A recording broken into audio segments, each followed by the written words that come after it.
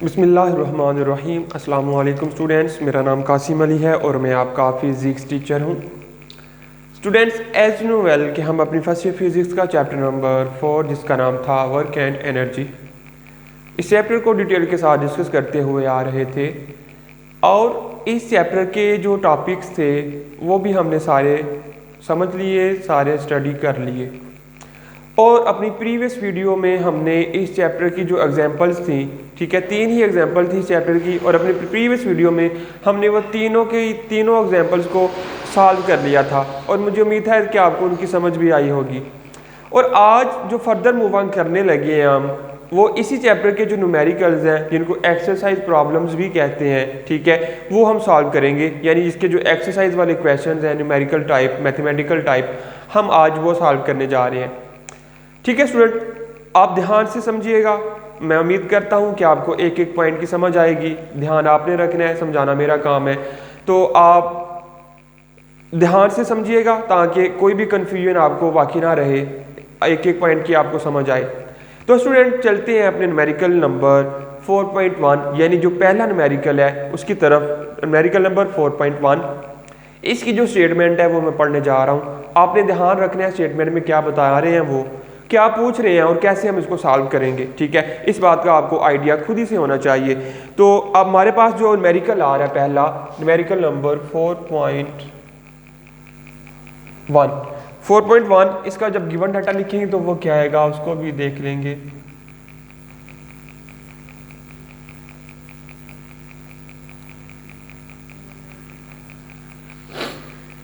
कहते हैं, स्टेटमेंट में पढ़ने लगा हूं।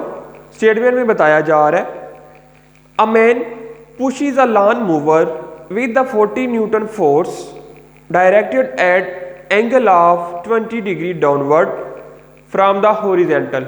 ठीक है, कि आपके पास क्या हो रहा है कि एक आदमी है, ठीक है, लॉन मूवर कहते हैं जिससे वो घास वगैरह काटी जाती है लॉन्स में, ठीक है, जो घास काटते हैं जिसकी मदद से, उसको कहते हैं लॉन मूवर। कि एक आदमी है वो लॉन मूवर को फोर्स लगा रहा है, मूव करवा रहा है, फोर्स लगाते हुए, वो जो फोर्स लगा रहा है वो लगा रहा है 40 न्यूटन फोर्स, वो वैल्यू उन्होंने दे दी हुई है। ठीक है, 40 न्यूटन फोर्स की वो फोर्स लगा रहा है। सपोज के इधर इस टाइप थोड़ा सा कॉन्सेप्ट अगर मैं देना चाहूँ तो इस तरफ को है वो एक आदमी खड़ा है, ठीक है, आदमी ने पकड़ा हुआ है यहाँ से इस पॉइंट से, ठीक है, ठीक है, और यहाँ से आगे ये मूव कर रहा है, इस फॉर्म में इसकी डायरेक्शन है ये मूव करने की। तो यहाँ पर जो फोर्स लग रही है वो 40 न्यूटन की फोर्स लग रही है और यहाँ पर एक एंगल बन रहा है, ठीक है, हॉरिजॉन्टल के साथ एंगल बन रहा है, वो आ रहा है 20 डिग्री का एंगल।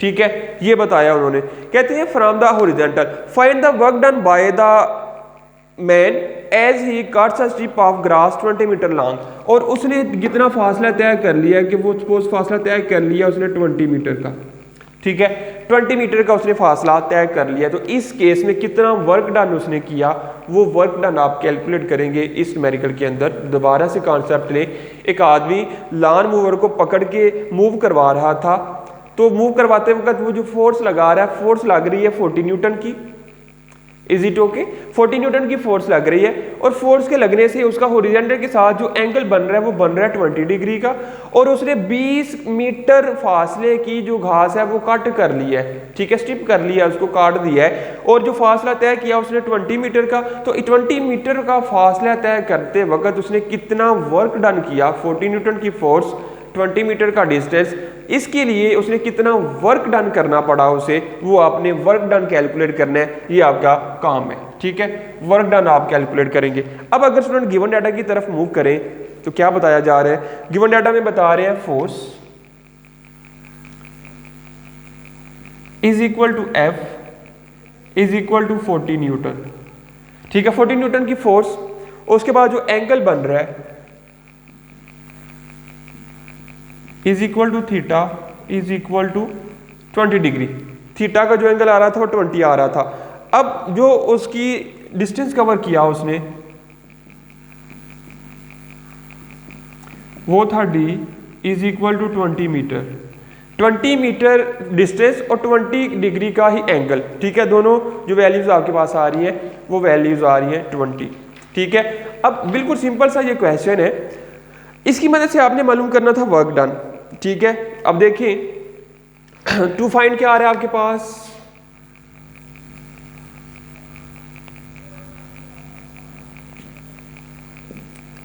टू फाइंड में देखिए आपके पास जो कह रहे हैं मालूम कर रहे हैं आपने work done is equal to W, ये आप मालूम करेंगे। अगर कैलकुलेशन की तरफ मूव करेंगे तो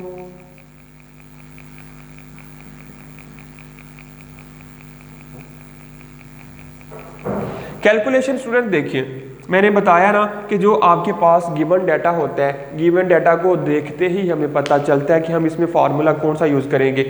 फार्मूला डिफरेंट किस्म के आ सकते हैं, जैसे वर्क डन mgh के बराबर भी है, डबल वर्क डन fd के भी बराबर भी है, या एनर्जीज वाले फार्मूले की मदद से भी हम वर्क डन को कैलकुलेट कर सकते हैं। लेकिन इस केस में देखिए आपके पास गिवन डाटा क्या है, गिवन डाटा आपके पास एक तो आ रहा है थीटा, एक आ रही है फोर्स और एक आ रहा है डी, यानी वर्क डन का जो सिंपल फार्मूला हम वो यूज करेंगे। वर्क डन का जो सिंपल फार्मूला था work done is equal to F dot D, ठीक है। वर्क डन किसके इक्वल था, work is equal to F dot D, और हमें पता है कि जब हम डॉट खत्म करेंगे तो आएगा F D cause of theta. तो आपके पास एफ भी मौजूद है, आपके पास डी भी मौजूद है, आपके पास थीटा भी मौजूद है। तो तीनों वैल्यूज को आपने सिंपल वैल्यूज के अंदर फार्मूला के अंदर पुट करना है, वैल्यूज की जगह पुट करेंगे तो आपके पास आसानी से आंसर आएगा, कोई भी टर्निंग पॉइंट नहीं इसके अंदर। एफ आपके पास 40, डी आपके पास 20, काज रहेगा, थीटा आपके पास 20 डिग्री। सबसे पहले आप काज 20 डिग्री का आंसर निकाल लें, इन दोनों को मल्टीप्लाई करेंगे तो आंसर आएगा 800 मल्टीप्लाई बाय, जब आप काज 20 मालूम करेंगे तो आंसर आएगा स्टूडेंट आपके पास 0.93। जब 800 को 0.93 के साथ मल्टीप्लाई करेंगे आप तो आपके पास आंसर आएगा 751.68, ठीक है, ये आपके पास आंसर आएगा। तो स्टूडेंट अब आप क्या करेंगे, वर्क डन था तो वर्क डन का यूनिट जूल, अगर इसको थोड़ा सा रीअरेंज कर दें साइंटिफिक नोटेशन यूज करते हुए, जो आपके पास पॉइंट है वो ट्राई किया करें कि जो first non zero digit value हो आपके पास उसके बाद जीरो पॉइंट को रखा करें। अब first non zero digit value जो आपके पास ये है 7, तो आ जाएगा 7.51 इंटू 10 की पावर। अब देखिए कितने डिजिट शिफ्ट कर रहे हैं आप, 1 और 2 डिजिट आप पॉइंट को शिफ्ट कर रहे हैं, ठीक है, 2 डिजिट शिफ्ट कर रहे हैं तो 10 की पावर आएगी 2, और चूंकि फ्रॉम राइट टू लेफ्ट कर रहे हैं, दाएं से बाएं की तरफ लेकर आ रहे हैं, तो आपके पास जो वैल्यू है वो प्लस की आएगी, साथ आ जाएगा जोल। तो ये आपके पास वैल्यू आ गई वर्क डन के लिए, ठीक है। इतना वर्क डन कर रहे हैं 7.5 इंटू 10 की जो 10 की पावर 2 जोल, 20 मीटर का फासला और 40 न्यूटन फोर्स लगाने के बाद, ठीक है। ये आपके पास था बिल्कुल सिंपल सा न्यूमेरिकल नंबर 4.1, बिल्कुल आसान सा, कोई भी टर्निंग पॉइंट इसके अंदर नहीं था। एंड आई होप कि आपको इसकी समझ भी आई होगी अच्छी तरह से। आगे है 4.2 का गिवन डाटा क्या आएगा वो देखेंगे पहले।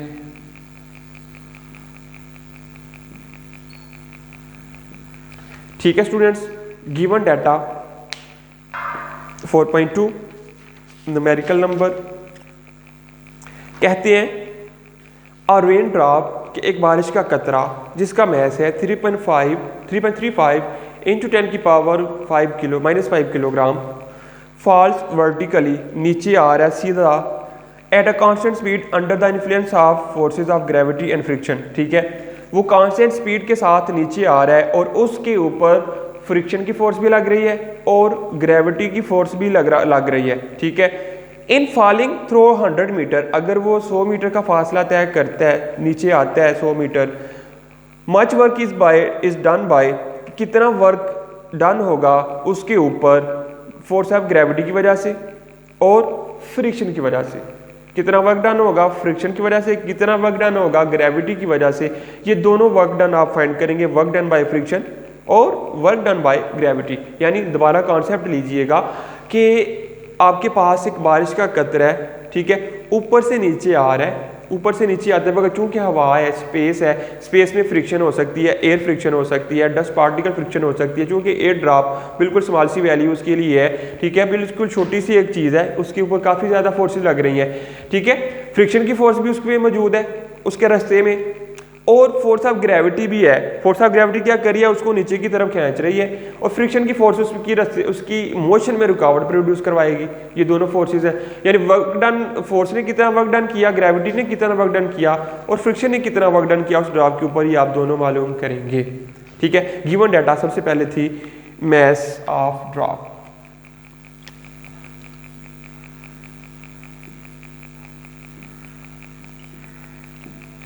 इज इक्वल टू 3.35 इंटू 10 की power -5 kilogram.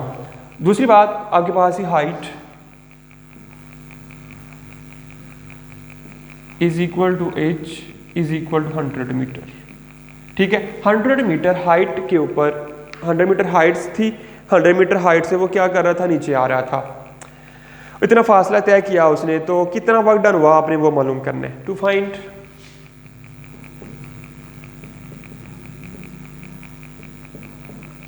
To find students आपके पास क्या था, work done by friction,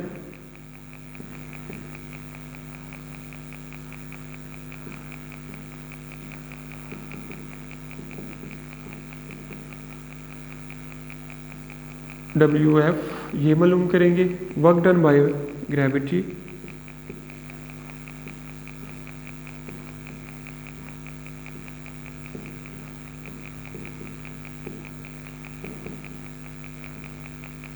WG, आप ये दोनों चीज़ें मालूम करेंगे, ठीक है। WF और WG दोनों मालूम करेंगे। सबसे पहले पहले G कर लेते हैं, बाद में F कर लेते हैं, ठीक है। टू फाइंड आगे calculation,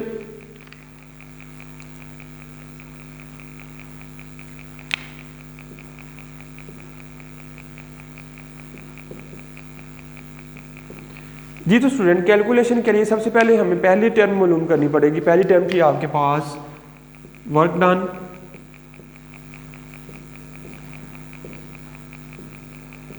bye gravity, work done by gravity पहले हम मालूम करेंगे, ठीक है। उसके लिए जो हम फार्मूला यूज करेंगे WG is equal to FD, simple जो फार्मूला हमारे पास डिस्टेंस का होता है FD, ठीक है, डिस्टेंस के लिए। लेकिन अब जो स्टूडेंट आपके पास डिस्टेंस आ रहा है, ठीक है, डिस्टेंस वो आ रहा है वर्टिकल डिस्टेंस, और वर्टिकल डिस्टेंस को हम रिप्रेजेंट करते हैं h के साथ। तो आपके पास जो वर्क डन का फार्मूला बनेगा, वर्क डन इज इक्वल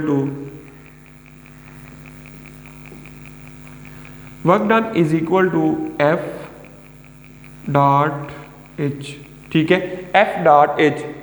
तो आपके पास क्या आएगा, WG ग्रेविटी के लिए FH cos ऑफ थीटा, ठीक है, FH cos ऑफ थीटा। कहते हैं as gravitational force is along the displacement, gravitational force जो है वो डिस्प्लेसमेंट की तरफ है। Therefore angle between mg and h is theta, ठीक है। जो फोर्स आपके पास आएगी, ठीक है, तो जो एंगल आ रहा है, चूंकि देखिए सपोज करें कि रेन ड्रॉप था, सपोज ये रेन ड्रॉप था एक, ये नीचे की तरफ आ रहा है, ठीक है, नीचे की तरफ आ रहा है 100 मीटर का वो फासला तय करता हुआ, ठीक है। इसके ऊपर जो फोर्स ऑफ ग्रेविटी है, ठीक है, ग्रेविटी की जो फोर्स है स्टूडेंट वो भी क्या करेगी, इसको नीचे की तरफ खींचेगी, ठीक है। ये आ जाएगी ग्रेविटी की फोर्स, और जो फ्रिक्शन की फोर्स होगी, ठीक है, ये क्या करेगी, उसको ऊपर की तरफ लेकर जाएगी। ग्रेविटी नीचे लेकर आएगी, डिस्टेंस देखिए, डिस्टेंस किधर को कवर हो रहा है, डिस्टेंस इधर को कवर हो रहा है, और जो ग्रेविटी है वो भी किधर को है, इस तरफ को है, यानी दोनों एक दूसरे के पैरेलल आ रहे हैं। तो पैरेलल आने की वजह से उनके दरमियान जो एंगल आता है, एंगल क्या आएगा, 0 आएगा, ठीक है। इस केस में आप लिख सकते हैं S angle between force and mg is 0 degree, ठीक है। तो आप क्या करेंगे, फोर्स की जगह आप लिखेंगे mg, ठीक है। फोर्स किसके बराबर होती है, mg, आप लिखेंगे W gravity is equal to mg साथ h as it is cos theta भी एज इट इज, चूँकि हमें पता है फोर्स बराबर होती है mg के, ये वैल्यू हमने लिख दी। अब वैल्यूज को पुट करें, Wg is equal to m आपके पास था 3.35 इंटू 10 की पावर -5 और h था आपके पास 100 मल्टीप्लाई बाई cos 0 डिग्री। और cos 0 डिग्री की वैल्यू वी नो वेल कि वो 1 ही होती है। अब जब आप इनको मल्टीप्लाई करेंगे दोनों को तो आंसर आपके पास आ जाएगा 3283 Wg 3283 इंटू 10 की पावर 5, ठीक है, 10 की पावर 5 एज इट इज़ आ जाएगी। अब चूंकि स्टूडेंट्स मैंने आपको बताया हुआ था कि अगर इसकी वैल्यू को ख़त्म करें, 10 की पावर 5 अगर हम ख़त्म करना चाहें विदाउट साइंटिफिक नोटेशन अगर हम इसको यूज़ करें तो आप क्या करेंगे, आपने क्या करना है, Wg is equal two point आपके पास इधर था, 5 डिजिट आपने पॉइंट को शिफ्ट करना है, तो उसके लिए क्या होगा, Wg इज इक्वल टू 0.03283, साथ में आपके पास आ जाएगा जूल, ठीक है, ये आपके पास वैल्यू आ जाएगी W की, यानी work done by force of gravity. तो आपके पास ये एक आंसर आ गया पहला, Wg work done by gravity. पहली बात यानी पहला पॉइंट जो आपके था वो क्लियर हो गया, ठीक है। क्लियर होने के बाद आपके पास दूसरा जो पॉइंट था, दूसरा पॉइंट आपने मालूम करना था, वर्क डन ही मालूम करना था, लेकिन वो आपने मालूम करना था according to work done according to force of gravity, sorry according to friction. Work done by friction दूसरी बात आपने मालूम करनी थी, पहली बात आपने फोर्स ऑफ ग्रेविटी की मदद से वर्क डन, दूसरा फ्रिक्शन की मदद से वर्क डन मालूम करना था। अब point B, work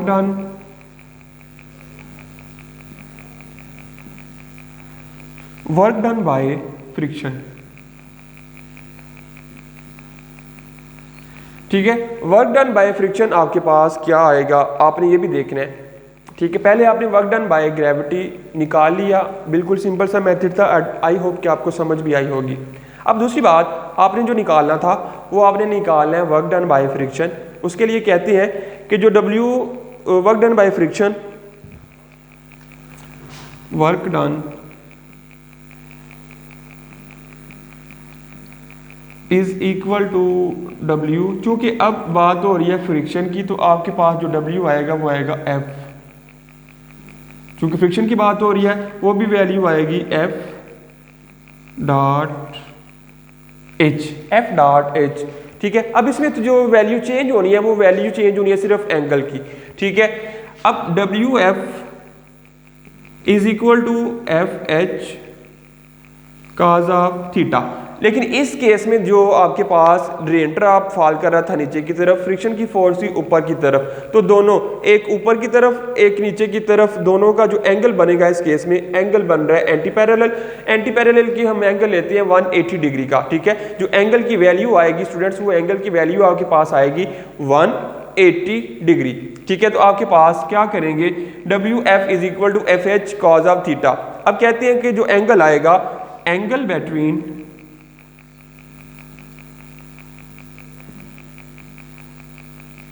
F and angle between, आपके पास जो एंगल आ रहा है किसके दरमियान, F friction is displace opposite to displacement, therefore angle between friction force and H, ठीक है। Angle between F and H is theta is equal to 180 degree, ठीक है। थीटा की जगह आप क्या पुट करेंगे, 180 डिग्री। तो आप क्या करेंगे, WF is equal to FH cos of 80 degree 180 degree, और we know that cos 180 degree is equal to -1 minus FH cos sorry minus FH, simple. तो सिंस हमें पता है cos 180 degree is equal to -1, ये वैल्यू आपने याद रखनी है, इसकी मदद से हमने वैल्यू पुट कर दी -FH। तो स्टूडेंट हमें पता है कि जो आपके पास वैल्यू आएगी दोबारा से WF की, f की जगह पे पुट कर देंगे आप जिस तरह हमने इधर किया था। f आपके पास था mg के इक्वल, तो आपने f की जगह क्या पुट कर दिया mgh। तो इस केस में भी आप पुट करेंगे wf is equal to minus f की जगह mg और साथ में h एज इट इज़ आ जाएगा। ठीक है, h आपके पास क्या आएगा एज इट इज़ आ जाएगा। अब चूंकि वैल्यू आपके पास ये सेम ही आनी है, ठीक है, दोनों की वैल्यू सेम आएगी, लेकिन सिर्फ जो फ़र्क आएगा वो आएगा वैल्यू का, एक ऊपर की तरफ और एक नीचे की तरफ साइन का फ़र्क आएगा। WF is equal to minus 3.35 into 10 की power minus 5 multiply by 9.8 multiply by 100। ठीक है, इधर भी हमने g की वैल्यू नहीं पुट की, g की वैल्यू हमें पुट करनी चाहिए थी 9.8, g की वैल्यू नहीं पुट की गई। w इज इक्वल टू आपके पास जो वैल्यू आएगी 3283 माइनस 3283, साथ में आ जाएगा जोल। फिर जब आप इस वैल्यू को साइंटिफिक नोटेशन यूज़ करेंगे तो आंसर आएगा माइनस 0.03 इंटू 10 की पावर माइनस 5 भी था, 10 की पावर 5 इंटू 10 की पावर प्लस 5 आंसर आ रहा था माइनस 5, इधर भी माइनस 5 इधर भी माइनस 5। ठीक है, 03283 साथ में आपके पास आ जाएगा जूल यूनिट। तो स्टूडेंट आपके पास देखें दो वर्क डन थे, work done by gravity and work done by friction. ठीक है, दो वर्क डन हो रहे थे एक रेन ड्रॉप के ऊपर जब वो ऊपर से नीचे की तरफ आ रहा था। एक वर्क डन कर रही थी फोर्स ऑफ ग्रेविटी और दूसरा वर्क डन कर रही थी आपके पास फ्रिक्शन की फोर्स। तो दोनों का वर्क डन जो था वो बिल्कुल सेम था, लेकिन क्या हुआ क्योंकि उनकी डायरेक्शन अपोजिट थी इसलिए वैल्यू तो दोनों की सेम, लेकिन उनके जो साइन आए वो अपोजिट आए। इस केस में डिस्प्लेसमेंट, ठीक है, और ग्रेविटी, फोर्स ऑफ ग्रेविटी दोनों एक तरफ थे इसलिए इनका आंसर आ गया पॉजिटिव। लेकिन इस केस में क्या हुआ, डिस्प्लेसमेंट और फ्रिक्शन की फोर्स दोनों अपोजिट थे, डिस्प्लेसमेंट डाउनवर्ड और फ्रिक्शन आउटवर्ड दोनों अपोजिट हो गए। अपोजिट होने की वजह से इसका जो आंसर आया वो आया नेगेटिव में, यानी इससे जाहिर हो रहा है कि दोनों की वैल्यूज तो बिल्कुल सेम है, सिर्फ साइन मुख्तलिफ आ रहे हैं। साइन मुख्तलिफ आने से भी यही जाहिर होता है कि दोनों की जो डायरेक्शंस हैं वो अपोजिट थे। लेकिन वर्क डन जो हुआ दोनों के लिए, ग्रेविटी ने भी उतना ही वर्क किया और आपके पास जो फ्रिक्शन की फोर्स थी फ्रिक्शन की फोर्स ने भी उतना ही वर्क किया, दोनों का वर्क डन बिल्कुल सेम आया आपके पास। तो स्टूडेंट्स ये था हमारे पास न्यूमेरिकल नंबर 4.1 और न्यूमेरिकल नंबर 4.2। आगे मूव करते हैं न्यूमेरिकल नंबर 4.3 की तरफ। तो उसके लिए हमें कुछ रेज करने पड़ेंगे, दोबारा से ये न्यूमेरिकल दोनों को रेज करना पड़ेगा, ठीक है, ताकि वो भी बोर्ड पे पूरा आ सके, इधर नहीं आ सकेगा वो ऐसे।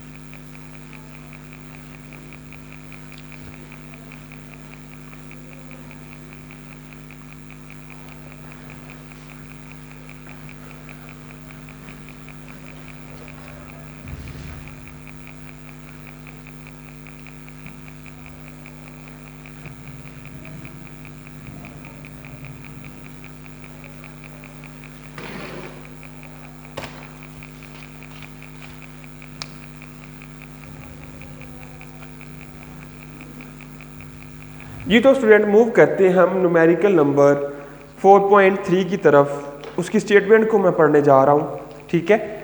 स्टेटमेंट में क्या कहते हैं,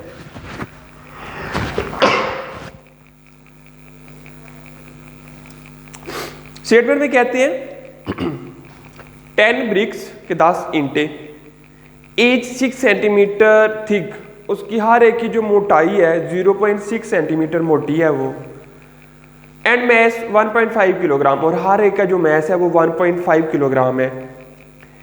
लाई फ्लैट ऑन अ टेबल, कि एक टेबल के ऊपर फ्लैट पड़ी हुई है।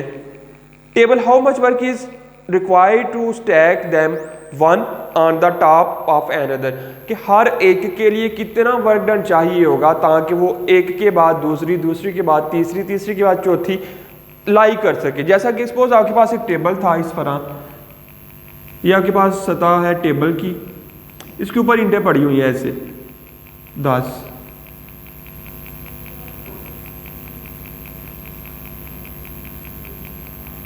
ठीक है, अप टू 10। हर एक की जो मोटाई आ रही है वो आ रही है 0.6 सेंटीमीटर और उनका जो वजन है वो है 1.5 किलोग्राम। कहते हैं हर एक के लिए कितना वर्क डन चाहिए होगा ताकि वो इस तरह एक दूसरे के ऊपर आ सके। ठीक है, इधर तो डायग्राम में थोड़ी सा फर्क आ रहा है, लेकिन हर एक की मोटाई, लेंथ, विड्थ, ठीक है, वेट एक जैसा है, बिल्कुल एक जैसी है, 10 की 10 वेट ब्रिक्स। ठीक है, सबके ऊपर सबका जो वजन है 1.6 किलोग्राम है, सबकी जो विड्थ है वो 0.6 सेंटीमीटर है। ठीक है स्टूडेंट, आपने इस बात को मद्देनजर रखना है, ध्यान में रखना है कि बिल्कुल एक जैसी तीनों 10 की 10 जो ब्रिक्स हैं बिल्कुल एक जैसी हैं, कुछ भी उनमें से एक दूसरे के लिहाज से डिफरेंट नहीं है। हर एक के लिए कितना वर्क डन चाहिए होगा एक के बाद दूसरी को रखने के लिए, और दूसरी के बाद तीसरी को ऊपर रखने के लिए कितना वर्क चाहिए होगा, ये आपने हर एक के लिए अलग से फाइंड करना है। बाद में टोटल वर्क डन आप कैलकुलेट करेंगे। अब अगर गिवन डाटा की तरफ मूव ऑन करें तो कहते हैं mass of each brick,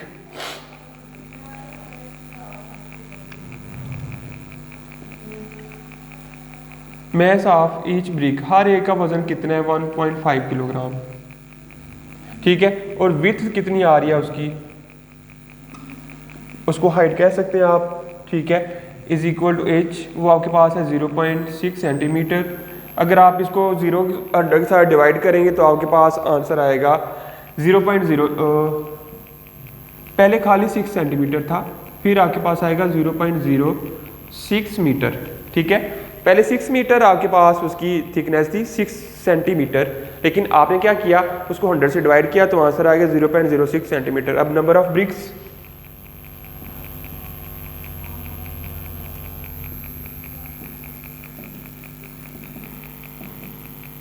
number of bricks is equal to n is equal to 10। ठीक है, ये बात आपके पास ही गिवन डाटा के लिए। मैस कितना था हर ब्रिक के लिए 1.5, थिकनेस उसकी कितनी थी यानी हाइट 0.6 सेंटीमीटर, मीटर में कन्वर्ट करेंगे तो 0.06 मीटर। आगे नंबर ऑफ ब्रिक्स कितनी थी 10। अब वर्क डन टू फाइंड आपने क्या करना है, वर्क डन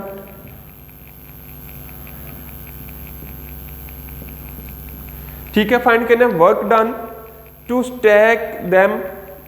ठीक है, work done to stack them is equal to W is equal to आपने मालूम करना है। ठीक है, ये आपके पास आ गई गिवन डाटा। और टू फाइंड, आगे जब हम कैलकुलेशन की तरफ देखेंगे,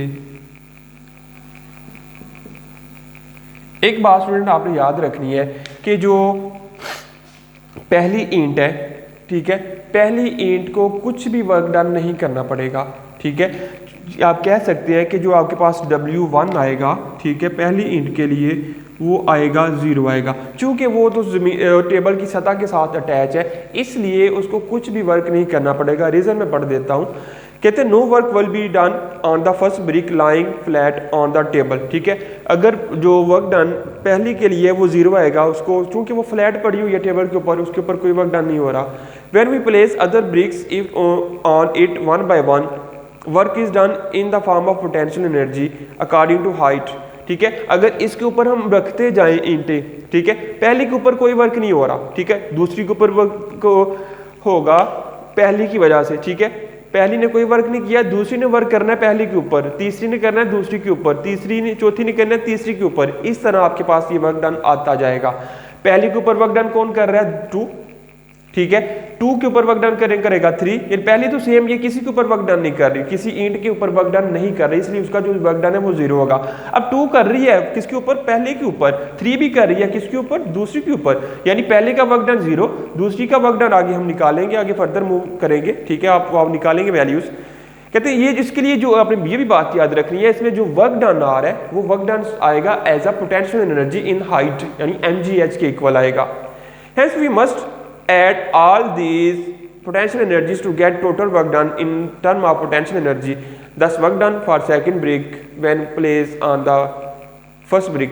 ठीक है, work done for second brick, ठीक है, सेकंड ब्रिक का जो वजन था फर्स्ट ब्रिक के ऊपर रखते हुए वो कितना आएगा वो कैलकुलेट करते हैं। अब W is equal to W2, वो आएगा पहले हम लिख लेते हैं W1 is equal to 0, W2 is equal to आपके पास जो आएगा वो आएगा mgh cos of theta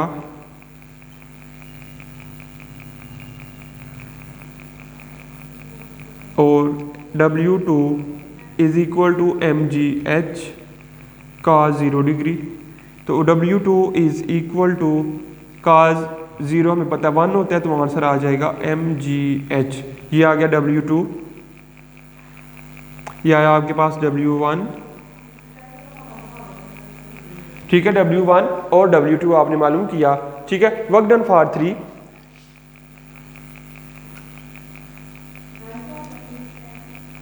for third brick, work done for third वो क्या आएगा W3 इज इक्वल टू, ये देखें 0, ये 1 mgh, उसके बाद ये 0, ये 1 mgh, ये 2 ये आएगा mgh, ये आएगा W, ये 2 था, ये 3 था, 2 mgh, यानी इसके नीचे कितनी इंटें आ रही हैं, 1 2, इसका जो वर्क डन है वो नीचे 2 के ऊपर हो रहा है, तो आप लिखेंगे 2 mgh, नीचे लिखेंगे W3 और W4, तो इधर आएगा 3 mgh एंड फर्दर जाएंगे W10 is equal to 9 mgh, ठीक है। ये वैल्यू आपके पास सारी आ जाएंगी W10 की, ठीक है। अब कहते हैं टोटल वर्क डन। अगर आप टोटल वर्क डन निकालना चाहेंगे तो कैसे निकालेंगे टोटल वर्क डन, वो क्या आएगा W1 is equal to W total is equal to W1 plus W2 plus W3 up to so on W10 तक। तो वैल्यूज पुट करें, WT इज इक्वल टू 0 प्लस mgh, 2 mgh, 3 mgh, 4 mgh, 6 mgh, 7 mgh, 8 mgh plus 9 mgh। तो ये 10 work done आपके पास आ रहे हैं। अब जब आप इन सब को कैलकुलेट करेंगे, एड अप करेंगे, तो mgh तो स्टूडेंट सब में सेम है, तो आपके पास जो आंसर आएगा W total is equal to 45 mgh, ठीक है। जब आप सबको ऐड करेंगे तो ऐड करने के बाद जो आपके पास आंसर आ रहा है वो आंसर आ रहा है 45 mgh। अब आपने क्या करना है, वैल्यूज को पुट करनी है। W total is equal to 45 as it is, m था आपके पास 1.5, g था आपके पास 9.8, h था आपके पास 0.06। जब आप इनको मल्टीप्लाई करेंगे WT तो आंसर आपके पास आएगा 39.69। तो इसको हम ये भी कह सकते हैं अप्रॉक्सीमेटली इक्वल टू 40 जूल, ठीक है। ये आपके पास वर्क डन आएगा हर यूनिट के लिए कि हर यूनिट को कितना वर्क डन करना पड़ेगा, वो करना पड़ेगा 40 जूल, ठीक है। ये आपके पास आंसर आ गया, बिल्कुल सिंपल सा था, मुश्किल नहीं है, सिर्फ इसमें कॉन्सेप्ट माइंड में बनाने की या माइंड में रखने की ज़रूरत थी कि आपने क्या करना था। आपने कहना था कि 10 ईंटें हैं, 10 ईंटों की मदद से हर एक के लिए अलग अलग वर्क डन आएगा, वो आपने कैलकुलेट करना है। अलग अलग वर्क डन कैलकुलेट करने के बाद सबको ऐड अप करके टोटल बनाएंगे। टोटल बनाने के बाद फार्मूले में वैल्यूज पुट कर देंगे तो आपके पास आंसर आ जाएगा। लेकिन एक बात का ध्यान रखना है कि जो आपके पास पहली ब्रिक थी यानी उसके ऊपर कोई भी वर्क डन नहीं हो रहा, यानी वो किसी के ऊपर वर्क डन नहीं कर रही।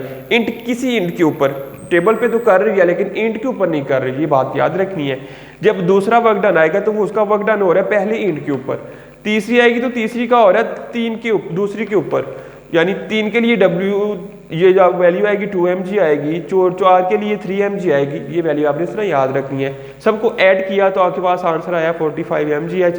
फिर 45 एज इट इज़, m की जगह, g की जगह, h की जगह वैल्यूज़ को पुट किया, तीनों को सबको मल्टीप्लाई किया, आंसर आ गया 39.69, यानी 40 joule approximately equal to work done is approximately equal to 40 joule. तो स्टूडेंट्स ये थे हमारे पास न्यूमेरिकल नंबर 4.1, न्यूमेरिकल नंबर 4.2 एंड न्यूमेरिकल नंबर 4.3, यानी पहले 3 न्यूमेरिकल्स इस चैप्टर के लिए जो थे हमारे पास, उन तीनों को स्टूडेंट्स हमने सॉल्व कर लिया।